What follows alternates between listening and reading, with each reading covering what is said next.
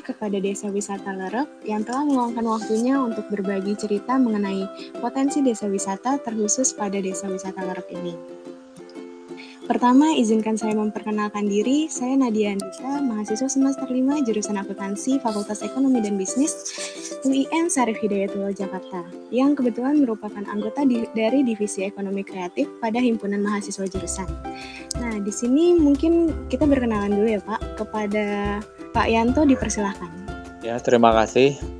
Nama saya Susi Yanto. Di sini saya sebagai Ketua Pokdarwis dan juga merangkap menjadi Ketua Pengelola Unit Pariwisata yang ada di BUMDes kami, yaitu BUMDes Gerbang Desa BUMDes Gerbang Lentera Desa Wisata Lerep. Di sini saya mohon izin bahwa saya ingin mengetahui info lebih lanjut terkait desa wisata dan apa saja sih proyek yang dilakukan ya Pak. Sebelumnya kalau boleh tahu mengenai lokasi desa wisata Lerep dan mengapa muncul ide untuk membentuk desa wisata ini ya Pak? Ya, awalnya kan ya memang berangkat dari keprihatinan dari Bapak Kades kami terhadap kondisi yang ada di Desa Lerep, karena sebelumnya memang Desa Lerep itu kan boleh dikatakanlah desa yang tertinggal. Namun karena melihat ada potensi-potensi yang bisa dikembangkan untuk menjadi desa wisata, maka pada tahun 2016 Bapak Kades kami mengusulkan ke pemerintah kabupaten untuk dijadikan Desa Lerep ini menjadi desa wisata, sehingga berawal dari disetujunya usulan dari Bapak Kades kami dan Desa Lerep menjadi desa wisata, sehingga setelah itu kami juga mulai berbenah dan mempersiapkan segala sesuatunya untuk memenuhi persyaratan dan bisa melaksanakan kegiatan sebagai desa wisata di tempat kami. Jadi perkembangannya ini sudah lumayan lama ya Pak, kalau dilihat-lihat dari 2016 sampai saat ini. Hal tersebut juga sejalan ya Pak dengan Kementerian Pariwisata dan Ekonomi Kreatif yang sekarang ini sedang gencar untuk mendorong pengembangan potensi desa wisata yang ada di Indonesia. Dengan harapan desa wisata ini bisa menjadi lokomotif kebangkitan perekonomian nasional khususnya di sektor pariwisata dan ekonomi ya Pak. Nah, di Desa Wisata Lerep ini proyek yang dijalankan itu apa aja ya Pak? Dan bagaimana mengelola proyek tersebut? Ya, kegiatan-kegiatan yang kita laksanakan bersama Pokdarwis itu kan setelah desa kami menjadi desa wisata, maka teruslah desa kami membentuk Pokdarwis yang ada di berbagai dusun di tempat kami. Salah satunya yang masih eksis di tempat kami yaitu Pokdarwis Rukun Santoso yang saya kelola ini untuk menjual paket-paket wisata, sehingga di sini kan yang kita jual kan bukan tempat wisatanya Mbak, jadi desa wisata, artinya kita menjual aktivitas dari masyarakat, terus keterampilan, terus edukasi, terus budaya, terus wisata alam juga yang kita kelola, kita rangkum dalam suatu paket dan kita tawarkan pada wisatawan yang mau berkunjung ke tempat kami. Kalau boleh tahu dari segi aktivitas dan edukasi yang dijalankan itu bagaimana ya Pak? Ya, misalkan kita menawarkan paket A gitu ya. Paket A itu kita dengan durasi ada 4 jam pertemuan, 4 jam waktunya, durasinya 4 jam itu kan nanti kita datang, kita sambut di tempat penyambutan di Sekretariat Pokdarwis, kita ajak untuk menari bersama sebagai tarian penyambutan. Nah, itu kan suatu aktivitas budaya yang kita tawarkan dengan diiringi musik angklung dan juga dipandu oleh penari kita. Itu kan sebagai katakanlah aktivitas yang biasa kita laksanakan apabila ada tamu yang berkunjung ke tempat kami. Selanjutnya kita tawarkan lagi setelah ada penyambutan, terus kita kita ajak untuk menikmati sajian pembuka kayak minuman pembuka itu kan juga bermacam-macam macamnya itu kan, dan tidak ada di pasaran, mungkin jarang sekali kayak seperti teh daun kopi, terus wedang poho, terus juga ada teh telang juga. Seperti itu kan minuman khas yang Budaya khas ya Pak, kuliner khas.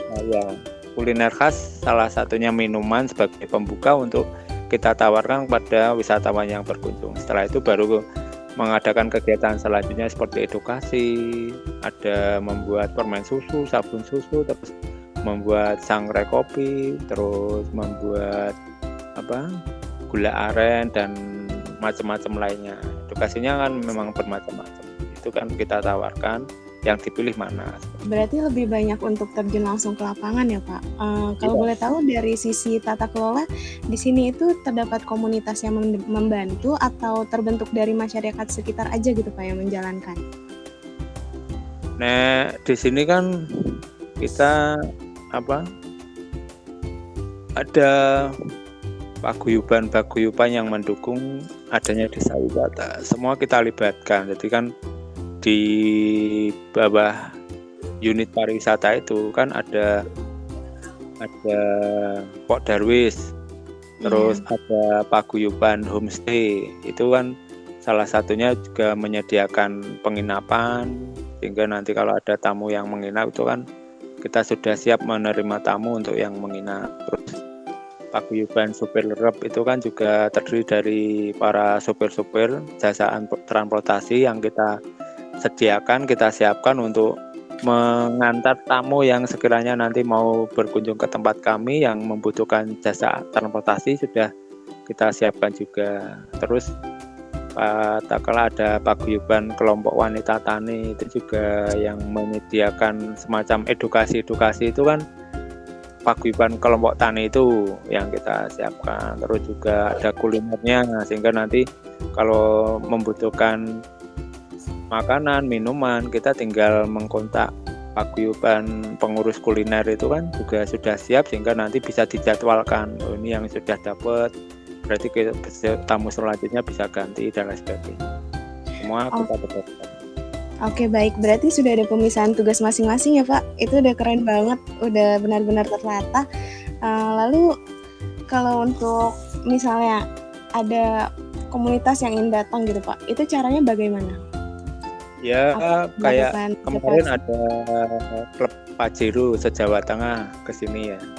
Itu jumlah 60 orang. Itu kan tinggal komunikasi dengan saya atau marketing saya, sehingga nanti kita tawarkan paket yang mau diambil apa. Itu kan namanya minta paket A, ya udah paket A itu terdiri dari berbagai macam kegiatan kita sajikan di situ pada saat tamu itu mau berkunjung. Jadi kan mereka pesan dulu, terus habis itu mungkin setelah hariannya kita siapkan segala sesuatunya dari penyambutan, minuman, makanan, terus kegiatan apa saja, atau mungkin hanya mau family gathering di situ, terus pengen seneng-seneng game dan lain sebagainya, makan bareng, ya kita siapkan kegiatannya apa saja, itu sudah ada listnya, sehingga nanti kita sediakan, kita laksanakan pada saat tamu datang berkunjung. Setelah itu selesai, sudah gitu. Oke, berarti desa wisata Lerep ini cocok untuk semua kalangan ya Pak, kalau bisa dibilang. Iya, nggak apa-apa. Jadi kan justru malah yang sebelum pandemi itu malah seringnya itu yang anak-anak sekolah, itu biasanya seperti itu. Jadi kalau sekarang mungkin setelah pandemi ini, kemarin ada masih baru aja 2, karena baru kita buka kemarin 2 minggu yang lalu kita buka wisata di tempat kami. Alhamdulillah sudah ada 2 kelompok, 2 tamu yang datang, itu ya rombongan keluarga dan mungkin dari komunitas apa yang mau studi banding juga ada, terus mau family gathering juga ada, terus seperti itu Mbak. Betul, saya melihat Instagram dari desa wisata Lerep ini juga sangat tertarik loh Pak, kalau ada kesempatan ingin ke sana. Ya, silakan aja. Dan tadi juga saya memantau ya Pak, di Instagram itu ada terkait perlombaan. Kalau bisa diceritakan itu perlombaan apa ya Pak yang diikuti oleh desa wisata Lerep? Yo, nek lombanya itu yang diikuti ya. Diikuti itu lomba tingkat desa, kabupaten atau provinsi atau apa yang dilihat? Boleh di-sharing Pak tentang perlombaan-perlombaan yang diikuti oleh Desa Wisata Lerep ini? Oh iya, nah dari awalnya kan kita memang berpikirnya kan gini, dengan Pak Kadep kami itu berpikirnya gini, bagaimana caranya agar kita itu cepat terkenal oleh masyarakat dan juga wisatawan yang ada di daerah kami minimal ya.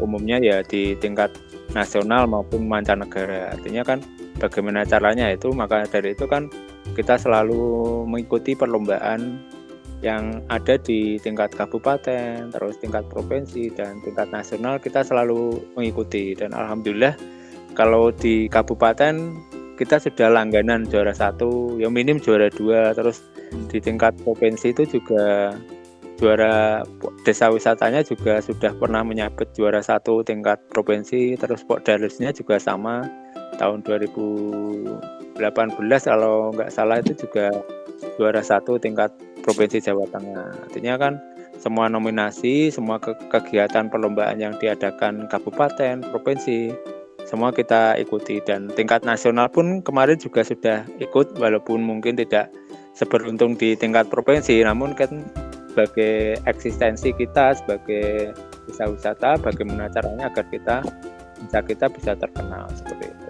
Betul Pak. Wah keren banget ya Pak Desa Wisata Lerep ini, dari tata pengelaannya, pengembangan potensi yang ada di dalamnya juga keren banget.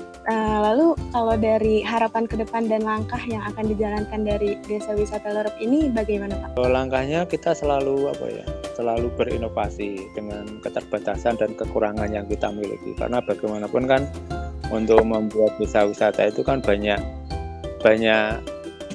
elemen, banyak orang yang kita berdayakan, yang kita ajak untuk membuat desa wisata bisa maju seperti yang kita harapkan. Artinya semua elemen itu harus kita katakan kita pertahankan, apalagi dengan adanya COVID ini kan semangat dari para pengelola desa wisata itu juga terdampak sekali ya Mbak, karena kita tidak bisa melaksanakan aktivitas seperti kayak kuliner, terus kepemanduan, terus kegiatan wisata ya banyak yang diberhentikan, otomatis kan semangat mereka kan sangat menurun. Nah, itu kan tugas dari pemerintah desa dan juga pengelola desa wisata, bagaimana caranya membangkitkan semangat lagi agar desa Lerep ini bisa menggeliat lagi, sehingga nanti perekonomian masyarakat yang ada di tempat kami itu juga meningkat. Artinya kalau ekonominya sudah meningkat, banyak wisatawan yang berkunjung, otomatis kan banyak income yang masuk ke tempat kami, sehingga nanti kalau income yang masuk itu banyak, otomatis kan kesejahteraan masyarakat itu juga bisa meningkat dengan sendirinya. Seperti itu. Oke, muaranya pokoknya kalau pendapatan dan kesejahteraan masyarakat meningkat, itu tujuannya berarti sudah tercapai. Betul Pak, saya setuju. Semoga di keadaan yang semakin membaik ini, Desa Wisata Lerep juga potensinya akan lebih baik dan kedepannya semakin sukses dan jaya ya Pak. Teriring doa dari saya untuk semakin berkembang menjadi salah satu desa wisata terbaik di Indonesia. Terima kasih atas doanya ya. Setelah banyak diskusi kita nih Pak mengenai Desa Wisata Lerep ini, dari pengembangan ide, cara mengolah, terus cara berinovasi untuk terus maju di samping banyak kendala-kendala yang terjadi. Semoga dari teman-teman pendengar podcast ini bisa mengetahui ya Pak bahwa ada potensi besar dari desa wisata gitu di Indonesia, dan terus mendorong perkembangannya. Terlebih kan yang mendengar podcast ini adalah teman-teman mahasiswa ya Pak, yang merupakan generasi muda penerus bangsa yang harus bangga dan harus memulai untuk mengembangkan potensi lokal yang ada untuk Indonesia yang gemilang. Seperti itu Pak. Saya Nadia Andita berterima kasih kepada Bapak Yanto yang telah bersedia meluangkan waktu untuk banyak bercerita. Dan saya sangat senang loh Pak ada di forum ini. Ya. Nah, mungkin dari Pak Yanto ada yang ingin disampaikan? Ya, terima kasih atas kerjasamanya dan mau meminta desa kami untuk menjadi katakanlah narasumber atau mungkin teman ngobrol pada siang hari ini.